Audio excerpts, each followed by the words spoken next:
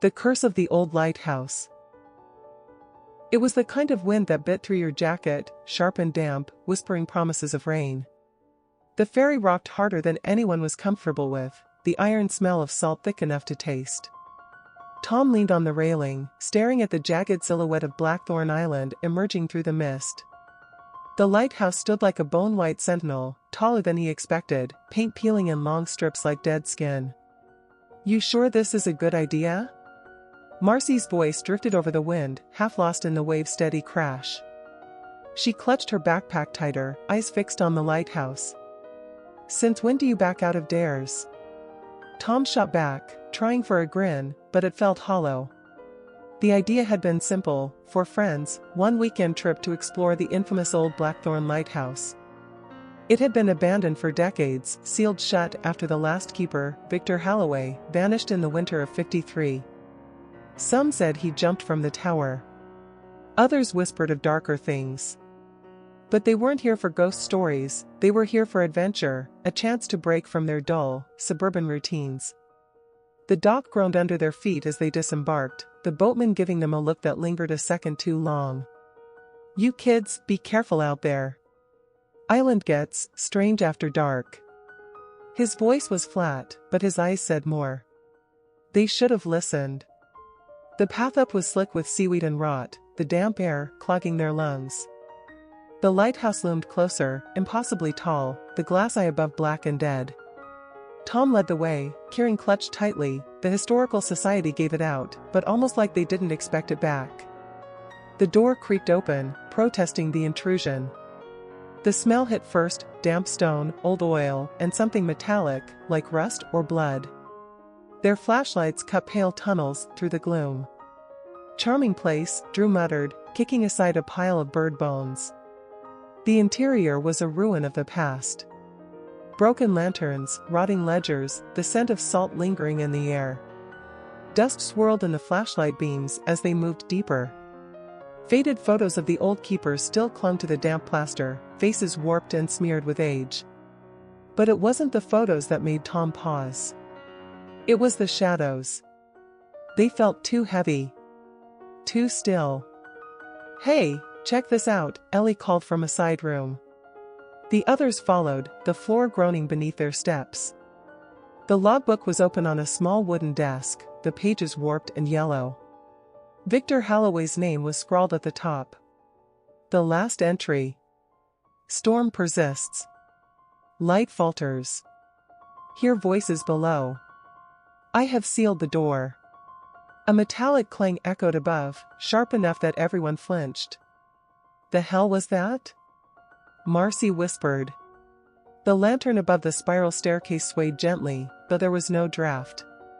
Outside, the wind had died. The sea was too quiet. "All right, let's check the tower and get this over with," Tom said, forcing his voice steady. He turned back toward the stairs, flashlight trembling just enough that it flickered. None of them noticed the door they'd come through had silently closed. The staircase wound upward, metal steps cold under their feet, each one protesting with a sharp creak.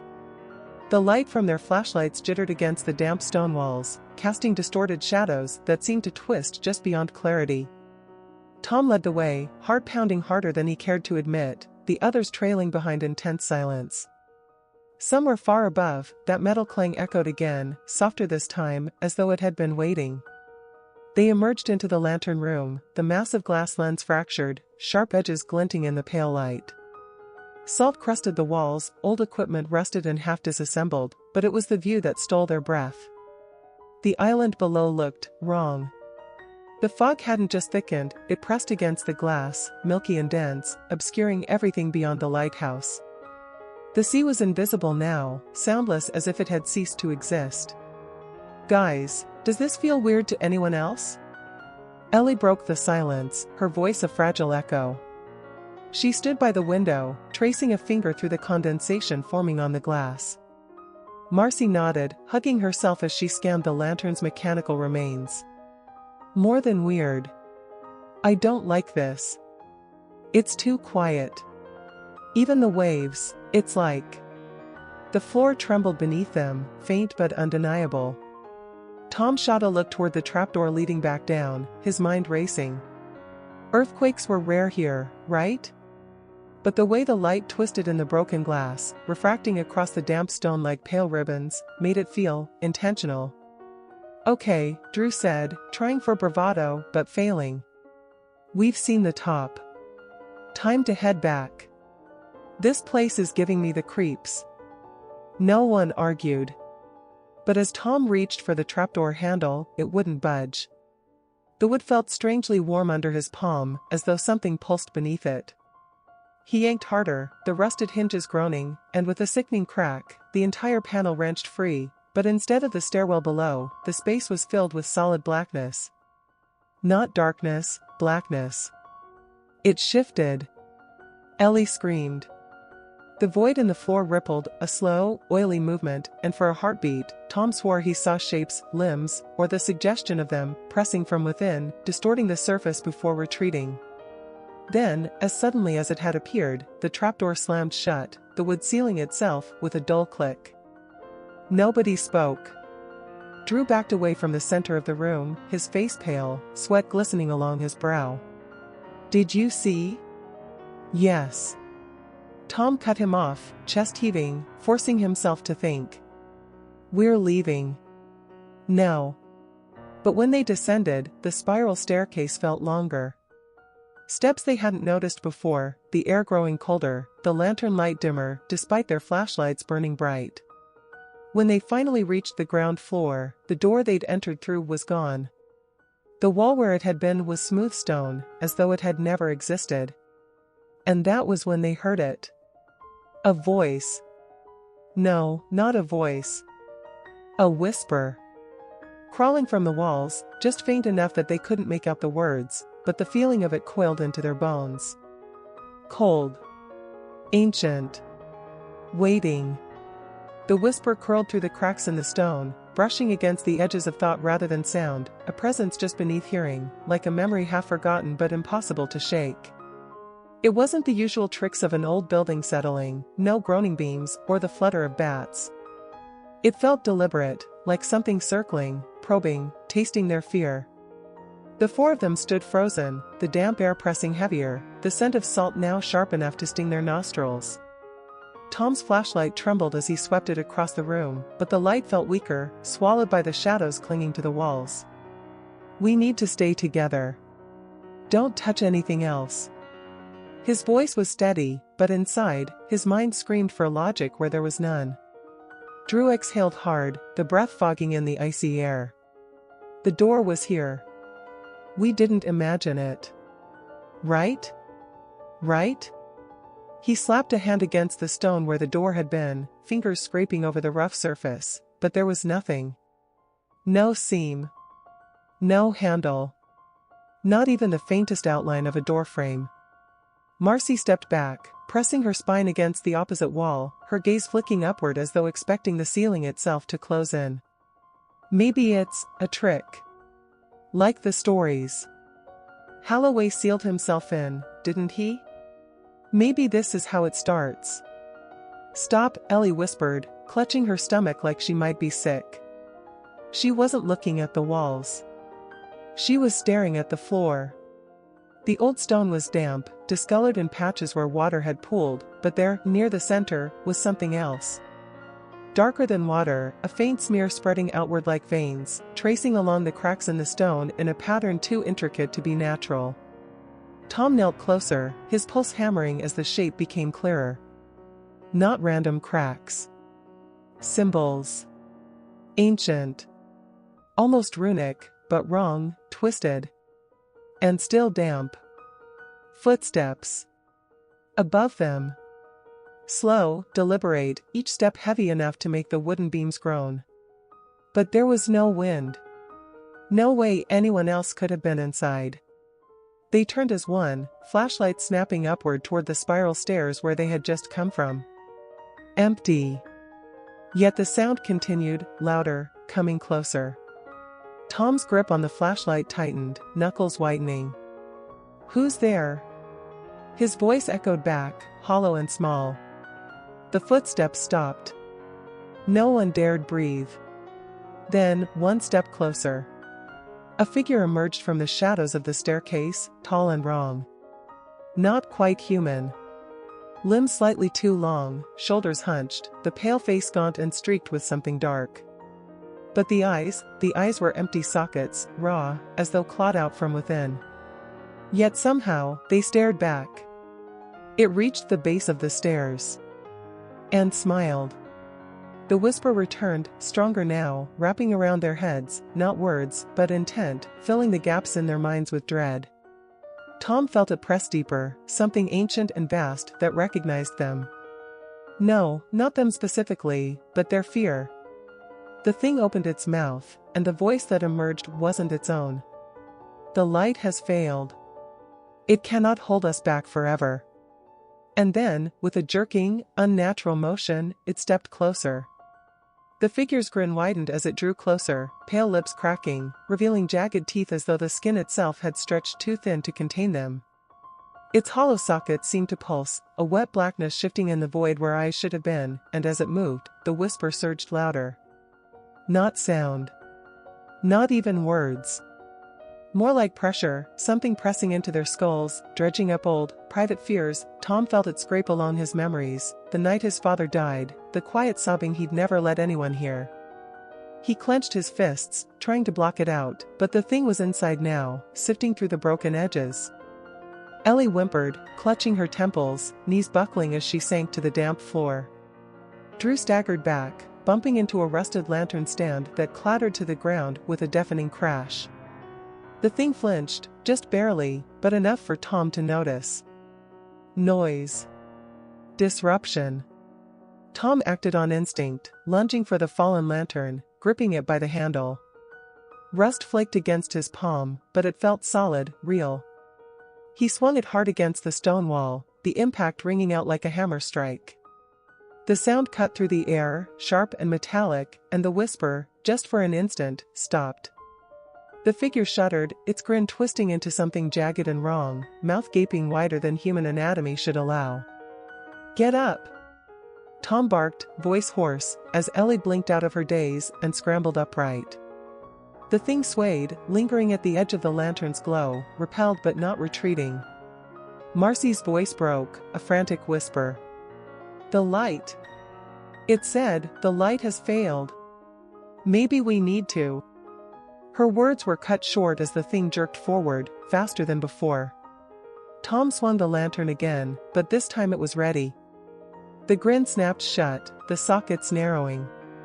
And then it exhaled. The whisper became a roar. Not sound, but force.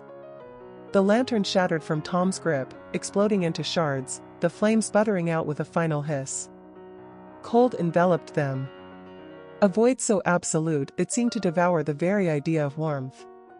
Tom stumbled back, blind, the flashlight flickering, dying, no, not dying, being drained, the beam collapsing inward as if sucked into that hollow face.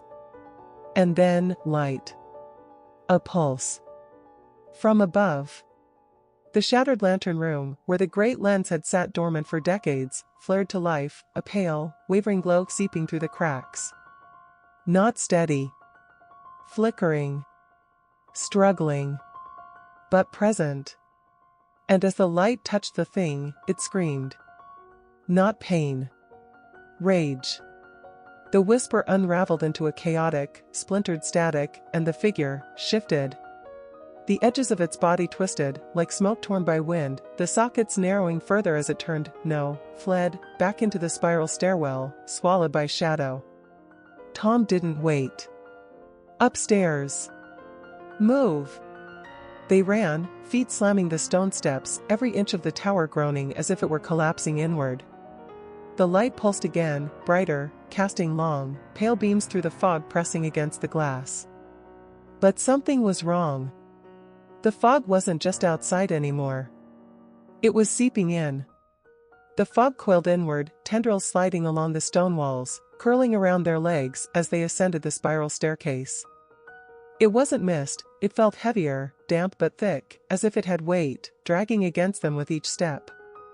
Tom felt the pressure closing in, like the lighthouse itself was shrinking around them, forcing them toward the lantern room whether they wanted to go or not. The pulse of light from above flared again, stronger this time, illuminating the cracks in the ancient glass. The lens was fractured, but someone, was keeping it alive. Ellie stumbled, choking on the fog, her hand slipping from the railing. Tom caught her, dragging her forward, heart pounding against his ribs as he stared upward. The light was dimming again. Not dying, but fighting, struggling to keep itself alight. Faster, he barked, voice hoarse. They burst into the lantern room just as the fog surged upward, flooding in behind them, pressing against the shattered glass walls. The beam flickered, pale and cold, pulsing like a heartbeat. No, not like a heartbeat. It was synchronized with something. Something beneath the tower. Drew gasped, pressing against the lens pedestal, eyes wide. Look! Look at the glass! The fractured lens wasn't just reflecting the light anymore. Symbols, those same twisted, ancient runes from below, flickered across the glass, pulsing in rhythm with the heartbeat. And outside the fog, shapes moved. Tall. Twisting. Human, but wrong. Their faces distorted like reflections in rippling water, pale hands pressed against the outer glass, as though testing for a weakness. Marcy whispered, voice trembling, "It's like they're waiting for the light to go out." Tom's mind raced. The figure from before, it hadn't been alone. It had been a warning. Or bait. And now the light was failing. Ellie clutched her head, voice sharp with realization. The last keeper. Victor Halloway, he didn't vanish. He sealed himself in. He kept the light burning until it wasn't enough. The heartbeat stuttered. The fog pressed closer. And then, as if hearing her words, something shifted in the lens. The symbols twisted, realigning, and the heartbeat stopped. The light went out. And the glass shattered inward. Shards of glass exploded into the lantern room, spinning through the air like crystal daggers. The fog surged with them, rushing inward with a guttural hiss, thick and stifling, as if the tower itself had exhaled its last breath. The figures beyond the broken glass didn't hesitate. They poured through. Tom felt the cold hit first, seeping into his bones, the fog pressing against his skin as if trying to pull something from him. The figures, tall, pale, faces distorted as though half-melted, emerged from the swirling mist. Limbs too long. Eyes hollow voids. Not attacking. Closing in. The whisper returned, louder now, relentless. It gnawed at the edges of thought, images flashing in his mind, screaming faces, the crashing of waves, the lighthouse alone in endless fog. Marcy sobbed, clutching her head. They're inside my mind, there. Tom staggered back against the lens pedestal, teeth gritted. No. No, this wasn't how it ended. There had to be a way. The symbols. The light. Halloway hadn't just been a victim, he had fought. The answer wasn't running. It was here. The fog thickened further, the pale shapes pressing closer, their faces flickering with almost human expressions, grief, rage, hunger. And then Tom saw it. The lens. Amid the shattered glass, a single fragment remained intact, faintly pulsing with that dying light. The runes, still glowing, though barely. A fragment of whatever Halloway had left behind. Ellie. The glass, there's still light. Tom's voice broke through the haze, snapping her from her trance. She saw it too now, scrambling toward the pedestal. But the figures moved. Faster now, as if sensing the desperation. One reached for Drew, fingers stretching like talons. He screamed, staggering back, but the thing didn't touch him. It pressed. Against his chest. Against his mind. His scream cut off with a choking gasp. Tom lunged, grabbing the glass fragment with bare hands. Searing cold burned his skin instantly, but he didn't let go. He held it high, the runes flaring brighter, brighter, until the entire lantern room was bathed in pale, cold light. The whisper stopped. The figures froze. The fog recoiled as though struck, twisting backward, the pale shapes disintegrating into ribbons of mist. And in that moment of silence, a voice, faint, not the whisper but something else, filled the room. It was never the light, but the choice to keep it burning. And then, just as suddenly as it had come, the fog was gone. The lens shattered fully, the last rune fading. And outside the lighthouse, the sea returned. Calm. Endless. As if nothing had ever happened. Except the scars they would all carry. The silence that followed felt unnatural, pressing against their ears as if the world itself was holding its breath. The fog was gone. The figures, those things, had dissolved, leaving only the echo of their presence, like a bitter aftertaste clinging to the air. But the lighthouse, it felt wrong. The walls, once damp and crumbling, seemed brittle now, as if drained of life. The faint smell of salt had turned metallic, sharp, like blood left too long in the open air. Drew was the first to break the silence, coughing hard as he collapsed to his knees. His face was pale, eyes hollow, and when he spoke, his voice was hoarse. I felt them, in my head. They weren't just trying to kill us. They wanted to be us. Tom didn't respond. He was still clutching the broken shard of glass, the edges biting into his palm, yet he couldn't let go. The runes were gone now, the light dead, but something lingered. A weight. A presence. Ellie touched his shoulder gently, her voice a whisper. Tom, it's over. We're safe. But were they? The fog had retreated, yes. The figures had dissolved. But the words, they echoed louder now that the danger seemed gone. It was never the light, but the choice to keep it burning. Holloway hadn't failed. He had chosen to let the light die. And yet, when Tom looked around the shattered lantern room, the truth gnawed deeper. The light hadn't protected them. It had trapped something. Held it back, barely. And now it was broken. The others didn't see it. Not yet. Marcy sank to the floor, wiping at her tear-streaked face. We're leaving. Tonight. I don't care if we have to swim. I'm done with this place. Tom wanted to agree. He almost did. But as he glanced out the broken window, his heart clenched. The fog hadn't vanished completely. It lingered, far out at sea, a pale smear on the horizon. Not retreating. Waiting. And somewhere, deep beneath the lighthouse where the stones pressed close and old things lingered in silence, something shifted. Watching. Listening. Because the light hadn't been the only thing keeping the darkness at bay. And now, they had broken the seal. The boat cut through the black water, the old lighthouse shrinking behind them, its broken frame nothing more than a jagged silhouette against the starless sky. No one spoke. Not since they'd left the shore. Drew stared at the waves, face ashen, while Marcy clutched her knees to her chest, eyes fixed on the horizon as if willing the island to disappear. Tom sat at the helm, hands trembling on the wheel, though the sea was calm now, eerily so. No fog. No whispers. And yet, the silence felt heavier than before. The lighthouse remained visible, too visible, like it was watching them leave. Ellie sat beside him, voice barely above a whisper. You're thinking about it, aren't you? What we left behind. He didn't answer. Because he was thinking about it. The crack in the stone beneath the lantern room. The symbols that had stopped glowing. And the way the fog hadn't truly lifted, it had just retreated, lingering at the edges of sight, waiting. Waiting for what? For them to leave? Or for something worse? Marcy suddenly exhaled hard, shattering the silence. We have to tell someone. The Coast Guard, the police, hell, someone has to know what's on that island.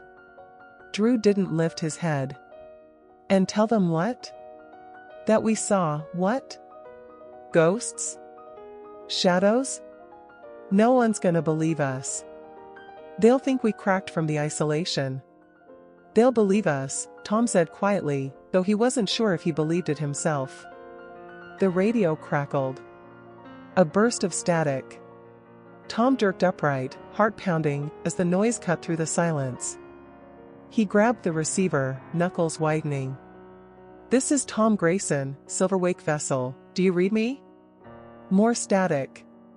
And then, faintly, "The light has failed." Tom froze. The voice wasn't human. It was too layered, too deep, like a chorus echoing over itself from somewhere far away. He felt it more than heard it, pressing against his chest, deeper, colder.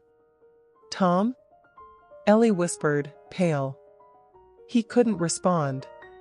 Because out on the horizon, past the point where the lighthouse should have faded completely, the fog was returning. But this time, the light wouldn't be there to stop it. And somewhere deep in his chest, he realized, they hadn't escaped. They had released it.